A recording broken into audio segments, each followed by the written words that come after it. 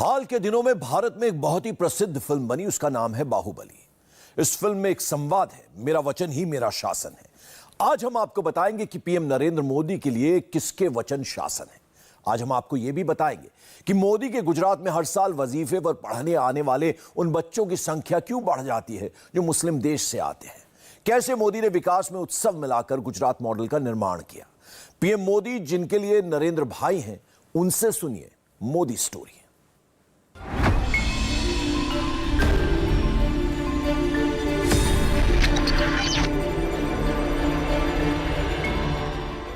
2014 में जब बीजेपी की तरफ से नरेंद्र मोदी को प्रधानमंत्री पद का उम्मीदवार बनाया गया, तब वो गुजरात में 3 बार के मुख्यमंत्री थे। उनके नाम का ऐलान होते ही 2 बातें हुई। पहली, यूपीए की सत्ता वापसी का ख्वाब टूट गया और साथ ही टूटा नरेंद्र मोदी का मौन व्रत। नरेंद्र मोदी ने धुआंधार इंटरव्यू दिए जो पिछले 10 साल से बंद थे। इन इंटरव्यू की खास बात यह थी कि नरेंद्र मोदी को भारत की समस्याओं का पता था। न सिर्फ समस्याओं का पता था, बल्कि वो समस्या समाधान के साथ बताते थे, जिसका मेड इन गुजरात प्रोटोटाइप तैयार था। लोगों को नरेंद्र मोदी का यह अंदाज अनोखा लगता था, जहां वो समस्याओं का समाधान और अपने आप को विकल्प के तौर पर पेश करते थे।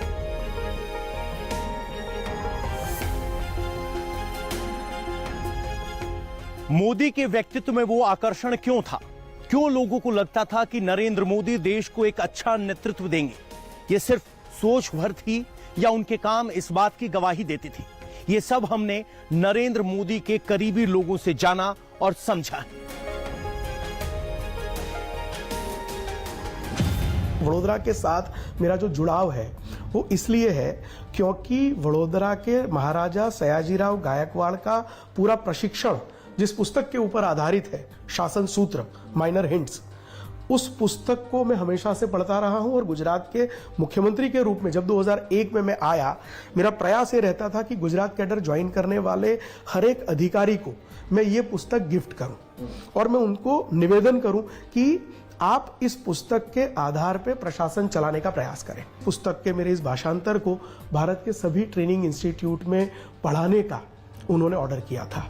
तो जो सबसे ज्यादा मेमोरेबल मेरे लिए ये चीज इसलिए है कि 100 साल 125 साल पहले लिखा गया एक पुस्तक, जो शायद सब उसे भूल गए थे, उनको पता था कि सुशासन के सिद्धांत इस पुस्तक के अंदर निहित है और यह पुस्तक, इसको रिवाइव करना चाहिए। इसकी ट्रेनिंग आज भी उतनी ही रिलेवेंट है।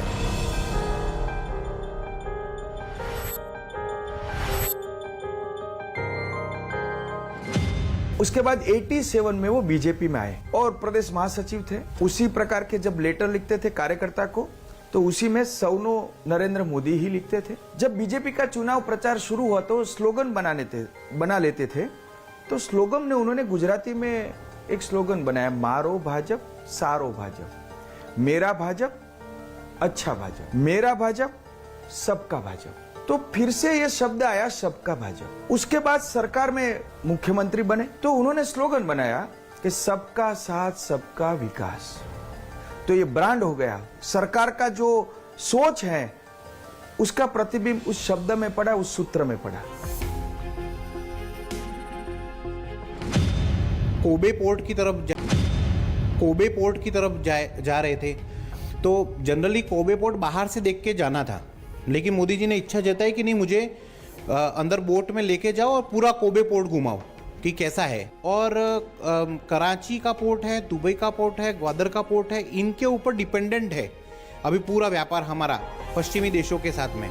तो हमारे गुजरात का जो पोर्ट का स्ट्रेटेजिक लोकेशन है, अगर उसे सुदृढ़ बनाया जाए तो ये सारा पोर्ट का जो व्यापार है वो सबसे ज़्यादा गुजरात में आ सकता है, हमारे देश में आ सकता है और मैं कर सकता हूँ। तो तब उन्होंने विजन बताया था कि तब पोर्ट था ही, लेकिन इतना एडवांस पोर्ट नहीं था, इतना पावरफुल पोर्ट नहीं था। वो सब कुछ सीख के आए, वहाँ पे सब लोगों को लेके गए थे, ऑफिसर्स उनके साथ में थे। जिस जगह पे जाना उसका ऑफिसर वहाँ पे था, मतलब अधिकारियों को साथ में लेके चल रहे थे वो। और साथ में डेलीगेट्स भी थे, बिजनेस डेलीगेट्स भी थे। तो वो उन्होंने वहाँ पे देखा और वो पूरी जानकारी उन्होंने वहाँ से ली। Indian Institute of teacher education के प्रथम कुलपति होने के नाते वो पहली बार में मिलने गया कि आपकी अपेक्षा क्या है।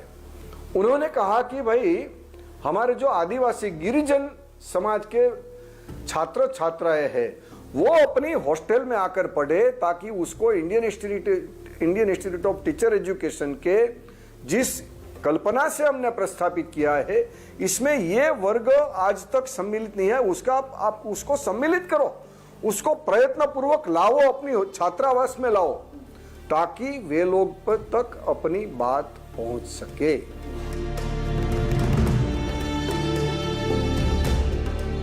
नरेंद्र मोदी की करीबी लोगों से बात करने के बाद हमें पता चला कि वो जबरदस्त पॉजिटिव और समाधानवादी व्यक्ति हैं। नरेंद्र मोदी इस बात में कट्टर विश्वास रखते हैं कि समाज को बदलने में वक्त लगता है और सरकारों को सिर्फ 5 साल मिलते हैं। इसीलिए जब वो स्वर्णिम संकुल 1 में बैठकर गुजरात के मुख्यमंत्री के तौर पर काम करते थे तो उनका सारा जोर सिस्टम बदलने पर था और सिस्टम बदलने का असर ब्यूरोक्रेसी पर भी खूब हुआ। तकनीक के इस्तेमाल ने विजिलेंस की भूमिका निभाई और काम की समय सीमा तय कर देने से ब्यूरोक्रेसी की कछुए की चाल खरगोश की चाल में बदल गई। किसी भी विषय को लेकर अधिकारियों के पास जाने से पहले नरेंद्र मोदी उसका गहन शोध करते थे। उनका अंदाज ये था कि जो भी ऑफिशियल्स थे, ब्यूरोक्रेट्स थे, उस पर उसका पूरा कंट्रोल था, पूरा। मतलब कि मोदी साहब ने अगर कुछ बात कर दी तो समझो कि वो पत्थर की लकीर बन गई। ऐसा उनका एक रुआब था, ऐसा उनका एक पर्सनल इमेज था और कॉन्फिडेंस भी ऐसा ही था। आज तक मैंने किसी भी ब्यूरोक्रेट्स आईएएस अधिकारी के ऊपर गुस्से होते हुए नरेंद्र मोदी जी को नहीं दिखा। उसका अप्रोच कभी गुस्से का नहीं है। उसकी आंख में इतनी ताकत है, उसके जो फेस और उसके जो आत्मविश्वास है और उसकी जो शब्द प्रयोग है उसी में इतना विवेक और शक्ति रहती है कि ब्यूरोक्रेट्स को उसको मानना पड़ता है, उसको स्वीकार करना पड़ता है, क्योंकि वो पब्लिक के इंटरेस्ट में कहते हैं, मोबिलाइज भी करते हैं और मोटिवेशन भी देते हैं। तो मोदी जी मीन्स मोबिलाइजेशन और मोटिवेशन। मोदी जी राजनेता नहीं है पहली बात तो, लेकिन मोदी जी के अंदर एक और मोदी जी हैं। वो एक ऐसे मोदी जी हैं जो सिर्फ एक चीज़ जानते हैं कि मेरे देश को महान कैसे बनाऊं। 2012 की बात है और हम एक जापान के टूर पे गए थे। टोक्यो से ओसाका जाना था और जो टाइम का स्केड्यूल था सारे डेलीगेट्स के पहुंचने का, उसमें मोदी जी आधा घंटा पहले पहुंच गए। और वहाँ पे मोदी जी वो बुलेट ट्रेन के ट्रैक्स देख रहे हैं, उनके टिकटिंग सिस्टम देख रहे हैं, जो अनाउंसिंग सिस्टम है वो देख रहे हैं, जो साइन बोर्ड हैं वो देख रहे हैं, जो कम्यूटर्स आ रहे हैं उनके बैठने की व्यवस्थाओं के जो बेंचेस लगे थे वो देख रहे हैं। फिर ऑनलाइन टिकटिंग के कियोस्क वो देख रहे थे कि तुरंत कैसे आदमी कोई भी निकाल लेता है। वो सारा चीज़ देख रहे थे और साथ में जो ऑफिशियल्स थे उनको भी वो दिखा रहे थे। यहाँ से 2 वरिष्ठ आईएएस ऑफिसर उस वक्त उनके साथ में थे, तो उनको दिखा रहे थे और उनके साथ में एक फोटोग्राफर था। उनको बोल रहे थे यार इसका फ़ोटो खींच, इसका फ़ोटो खींच। तो मैंने उत्सुकता से जस्ट जाके पूछ लिया, मैं मोदी जी क्या देख रहे हैं आप, ये क्या रिसर्च कर रहे हैं आप? वो कुछ ना कुछ रिसर्च करते रहते थे, तो उत्सुकतावश मैंने पूछ लिया। तो उन्होंने मेरे कंधे पे से हाथ रखा और बोला कि ये जो बुलेट ट्रेन है ना वो अपने देश में दौड़ेगी और इससे भी बढ़िया दौड़ेगी, तो मैं उसी के बारे में जान रहा हूँ। तो मैंने कहा मोदी जी कहाँ, अभी अपने यहाँ पे हाई स्पीड ट्रेन भी नहीं है और आप बुलेट ट्रेन की बात कर रहे हैं। और जापान की बुलेट ट्रेन जो वर्ल्ड में नंबर 1 बुलेट ट्रेन है उससे भी अच्छी आप भारत में बनाओगे, कैसे पॉसिबल है? कि सब होगा, तू देखना एक दिन देश में बुलेट ट्रेन दौड़ेगी।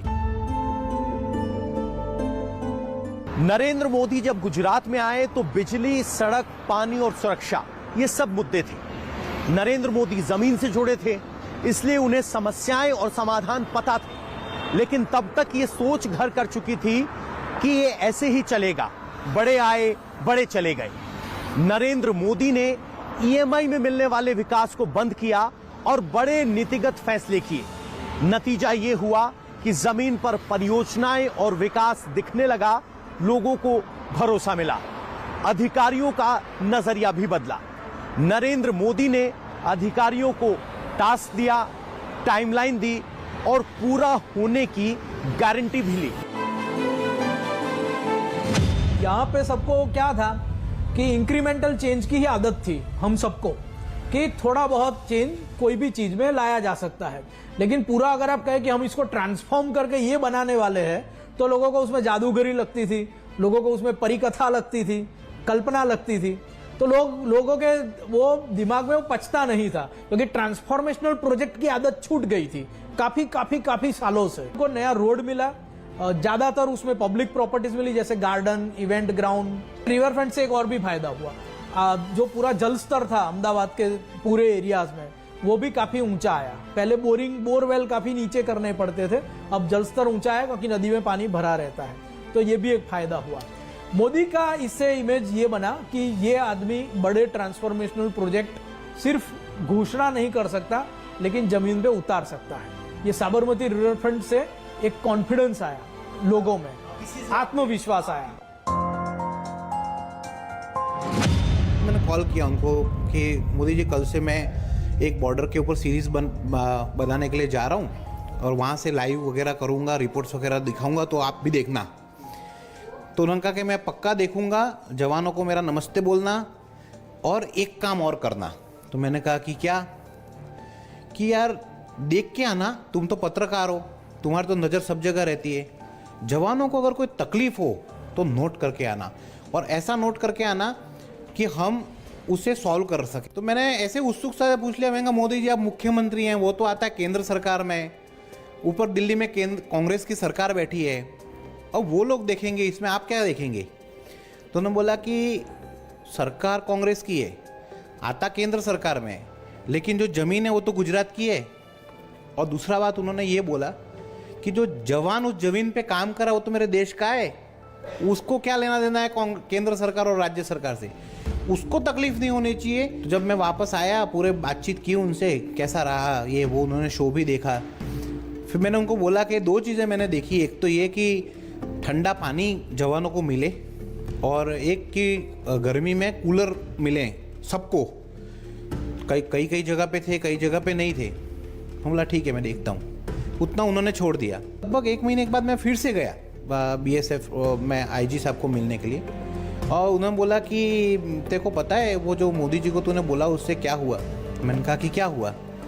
बोला कि पूरे बॉर्डर आउटपोस्ट हो या फॉरवर्ड पोस्ट हो, उसके नज़दीक में उन्होंने ऐसे किसी को बोल के, लोगों ने सामने से लोग आ रहे हैं कि मेरे वहाँ पे कूलर लगवा दो, मेरा ये कोई बोल रहा है मैं 50 कूलर देता हूँ, कोई बोलता है मैं 50 ये वाले पानी के कूलर देता हूँ, वैसे करके अब हर जगह पे कूलर।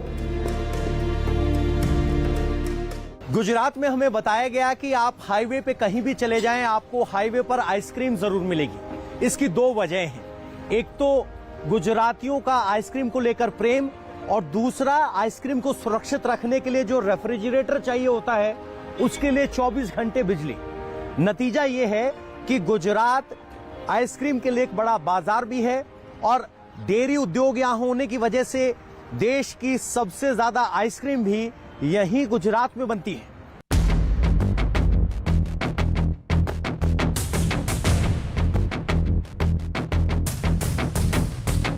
नरेंद्र मोदी के एडमिनिस्ट्रेशन में लास्ट माइल डिलीवरी पर बहुत जोर रहता है। कोशिश होती है कि जो 1 रुपया सरकार की तरफ से निकला है वो अंतिम व्यक्ति तक पहुंचे, यानी अंत्योदय को लेटर एंड स्पिरिट में लागू किया गया। नरेंद्र मोदी के मन में जब कोई इस तरह का आइडिया होता है तो उसे पूर्ण रूप से लागू करते हैं बिना किसी कमी के। यह बहुत मुश्किल काम है, लेकिन नरेंद्र मोदी ने इसे बड़े ही सफलता से जमीन पर उतारा है। सोलर प्रोजेक्ट, मुझे पता है कि गांधीनगर का जन्मदिन का एक समारोह चल रहा था, उन्होंने सोचा कि गांधीनगर को सोलर सिटी बनाए तो मुझे बराबर विश्वास है। उन्होंने डैश पर ही कलेक्टर को बुलाया और बताया कि गांधीनगर में हम सोलर बनाने चाहते हैं, आपका क्या राय है? नहीं, सब अच्छा प्रोजेक्ट है, उन्होंने बताया होंगे। और with in 10 minutes he declared now Gandhinagar will be the solar city of the Gujarat, first solar city of Gujarat। आज मैं दावे के साथ कह सकता हूँ कि गांधीनगर में more than 40 to 50% सोलर का यूज हो रहा है। उन्होंने गवर्नमेंट ऑफिस, छोटी छोटी ऑफिस, सचिवालय, सब जगह ये सोलर का प्रयोग किया। इससे आगे जाके नर्मदा कैनाल जो हमारी है, वो कैनाल पर सोलर के जब लगाए और उनका जो ये स्पेस का उपयोग किया और सोलर जनरेट होते हैं, इससे वीज कंपनियों जो खोट में चलती थी वो आज मुनाफे में आ गई और सभी इलेक्ट्रिसिटी सरप्लस बन गई। जो पहले हर वक्त हमें इलेक्ट्रिसिटी और राज्यों से लेना पड़ता था, आज दे सकते हैं। ये उनकी बेट है, अलग बेट है। ये नरेंद्र मोदी के लिए तो हम जितना बोले इतना कम। गुजरात में विदेश के विद्यार्थी बढ़े। 2002 के बाद गुजरात को पूरे विश्व में इस तरह से बदनाम किया गया था कि विदेश के विद्यार्थी गुजरात आने के बारे में सोचते थे। ये काम शुरू हुआ तब 2 विद्यार्थी पढ़ रहे थे, 2 से आज 1100 तक बच्चे पहुंचे हैं। ये उनका विजन था कि गुजरात का इंफ्रास्ट्रक्चर देखिए, गुजरात का कल्चर देखिए, गुजरात के फेस्टिवल्स देखिए। जो बच्चे गुजरात में पढ़ रहे हैं, हम ऐसा चाहते हैं कि ये बच्चे गुजरात के और भारत के गुडविल एम्बेसडर बन के अपने देश में जाए, वो सच्चा गुजरात देखे। हम ये नहीं कहते कि अच्छा गुजरात देखे, गुजरात अच्छा ही है, पर गुजरात को जिस तरह से आयोजनबद्ध रूप से बदनाम किया गया था, आज यहां पर बांग्लादेश, अफगानिस्तान, वहां से मुस्लिम बच्चों की संख्या भी 400 से ऊपर है और वो बच्चे ऐसा फील करते हैं कि गुजरात से ज्यादा सेफ और कोई स्टेट उनको नहीं लगता। गुजरात में कभी भी उनको किसी भी प्रकार का डर नहीं लगता। गुजरात में कभी भी किसी भी प्रकार के कम्युनल इश्यूज उन बच्चों को फेस नहीं करने पड़ते हैं। मैं उनका डायरेक्टर हूं, मैं जानता हूं बच्चे अपने घर से ज्यादा यहां पे सेफ फील करते हैं। नरेंद्र मोदी के करीबियों ने बताया कि नरेंद्र मोदी फीडबैक को बहुत महत्व देते हैं। उनकी राजनीतिक यात्राएं भी इसी बात को रेखांकित करती हैं कि फीडबैक कितना महत्वपूर्ण है और इसके लिए उन्होंने बहुत सी राजनीतिक यात्राओं को निकाला।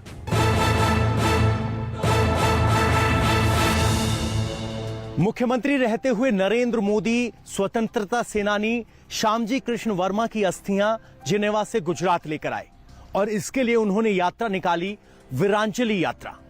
इतना ही नहीं, मांडवी में इंडिया हाउस स्थापित किया, वो इंडिया हाउस जो श्यामजी कृष्ण वर्मा ने जिनेवा में भारतीय स्वतंत्रता संग्राम के लिए स्थापित किया था।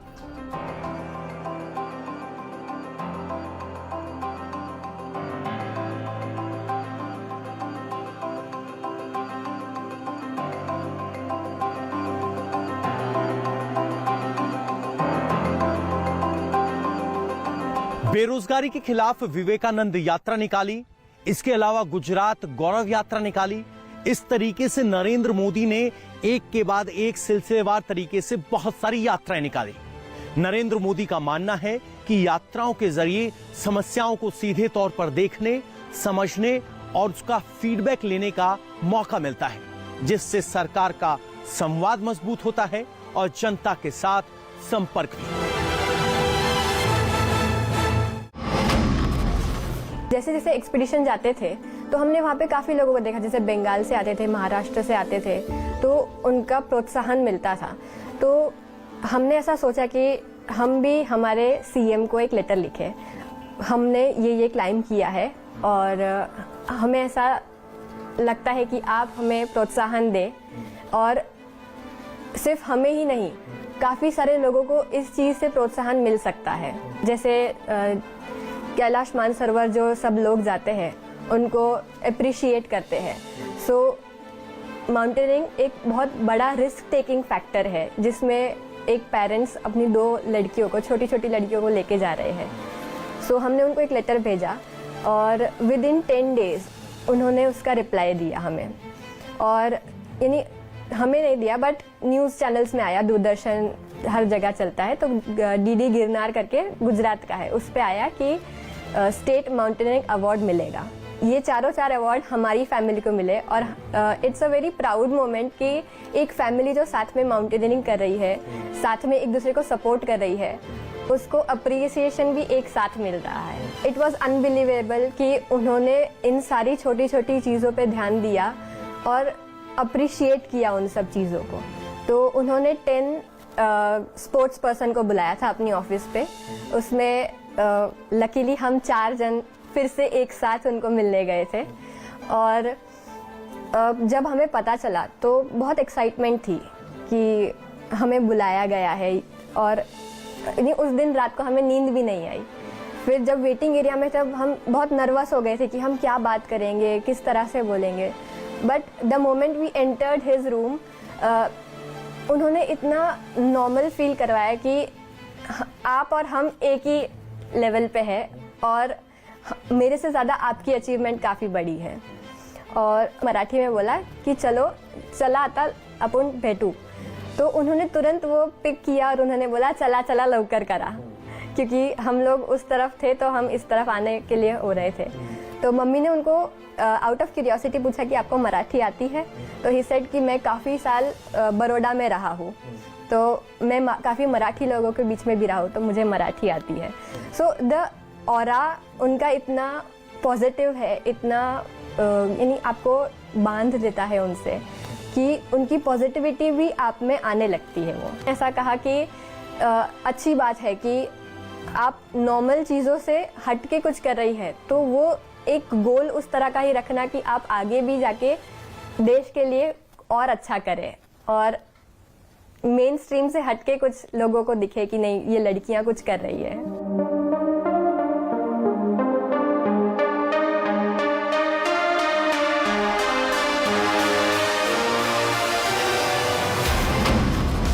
एक ऐसा नेता जो भारत के प्रधानमंत्री होने के बावजूद वैश्विक नेता के रूप में अपनी पहचान जमा रहे हो, ऐसे व्यक्ति जो 5 साल, 25 साल, 50 साल नहीं, 100 साल के बाद का भारत और 100 साल के बाद का विश्व देख सकते हो, यही उनका विश्व है, यही उनका भविष्य का उनका भविष्य के बारे में उनकी दृष्टि है।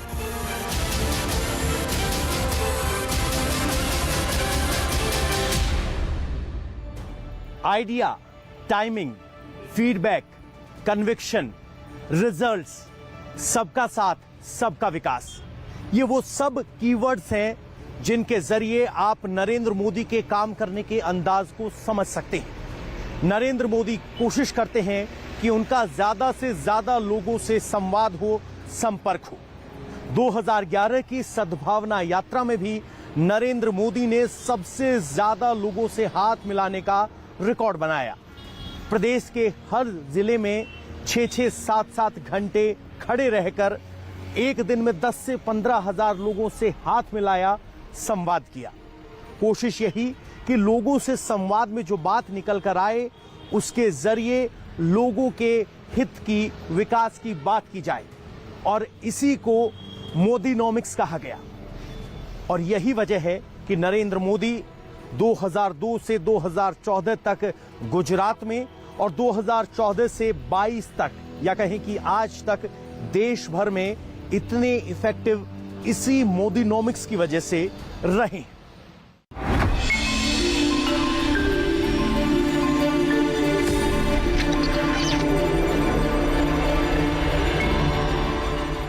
इंडिया टीवी हर वक्त हर जगह डाउनलोड करने के लिए सर्च करें India TV news Google play store या ऐप स्टोर पर।